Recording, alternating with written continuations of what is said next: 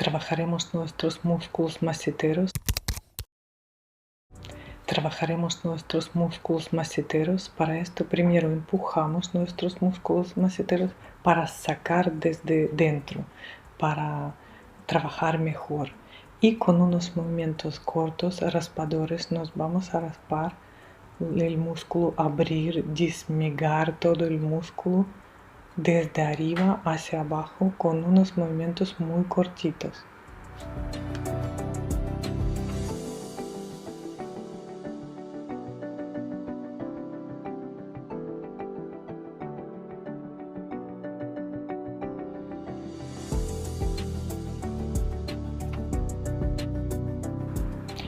Siempre con la boca abierta para estirar el músculo. Y ahora nos vamos a primero calentar el músculo macetero y cada vez un poco más dar presión con nuestra piedra. Para esto siempre procuramos que nuestro cuello no esté cargado y podemos acostar un poco nuestra cabeza sobre la piedra gua sha para profundizar nuestro trabajo.